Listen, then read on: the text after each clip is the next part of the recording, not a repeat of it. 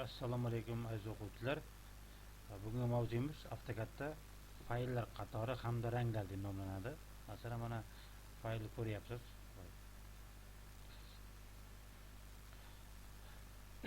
Az bo'lmadi. Qarang, mana masalan plyusni bosasiz, yangi chiqdi, to'g'rimi? Agar masalan bitta aylana chizikda, misol uchun aylana chizsangiz, misol uchun deylik. Agar shu saqlanib bo'lmasa, har bittasi oldi yulduzchasi chiqadi. Yani o'z ichida nimadir o'zgartirish qilyapsan degan ma'noda tushunadi-da. Agar yulduzchasi yo'qmi, bu avtomatik saqlanib bo'lgan, ya'ni kompyuter xotirasida, yoki diskda yoki CD diskda o'sha ma'lumot turibdi deganida. Masalan, keyin chizilgan faylingiz qayerga tushganini yoki eskisini ochgansiz, lekin shu buni AutoCADda xotirasi bo'yicha ochgansiz, lekin imенно qaysi papkada joylashgan bilmayapsiz. Hech qancha o'yin tugmasi. Mana открыть расположение fayli, ya'ni fayl qayerda turganini ochaman deyapti. Shu buyruqni bosasiz. Endi ozgina kutamiz.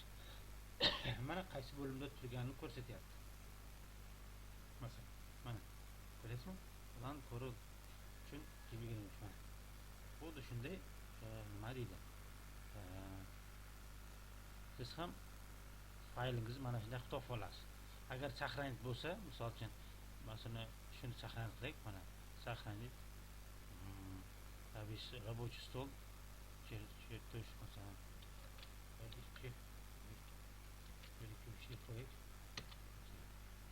ko'rdingizmi? Yulduzchasi ketdi. Bunda yulduzcha bor. Ichida nimadir yangi o'zgartirish kiritildi deganda, agar men yulduzchasi yo'qqa boshqa masalan to'rtburchakdan chizsam, o'sha ko'rasiz, avtomatik paydo bo'ladi, ya'ni yulduzcha. Ya'ni ish davom etyapti degan ma'no, yangi obyekt fayl qo'shildi degan ma'noda tushunadi. Tushuntira oldim? Undan tashqari mana AutoCADni ko'ryapsiz. Diqqat. AutoCAD ekranini ko'ryapsiz, qora, to'g'rimi? Ko'k qora emas, to'q ko'k, kulrang.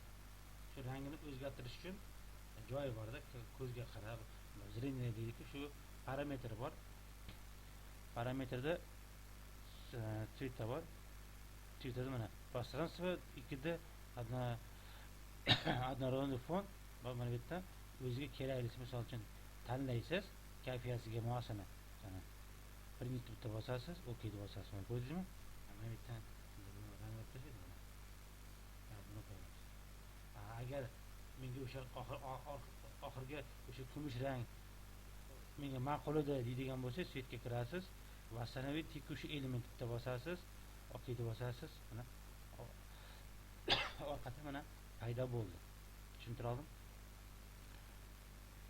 Mana bir marta kerak. Parametr. Agar masalan shu ranglarning ichidan boshqa ranglar kelib, men bu masalan AutoCAD shu baza programma taklif qilgan rangdan tashqari boshqa rang qilmoqchiman deydigan bo'lsangiz, выберите цвет buyrug'iga kirasiz. Mana kayfiyatingizga qarab, qaysi rang ma'qul bo'lsa, shu ma'qul tanlaysiz. Shu ishlayverasiz. Mana oxirgi ko'k nimani kulrangni ishlayverasiz. Tamam. Muammosi yo'q. Eslaringizda bo'lsa, oldingi darslarda kiruvdik biz. Bu yerda komanda strakaga eslaringizda bo'lsa, ключевой parametri zелёный qiluvdik. Endi bu safar 2D da ishlayapmiz bunda. Bunda ko'rasiz, obyektlarda kulrang ko'rsataman deyapti. Mening hozir to'q kulrang bo'lib qoldi. To'q ko'k kulrangi qarang.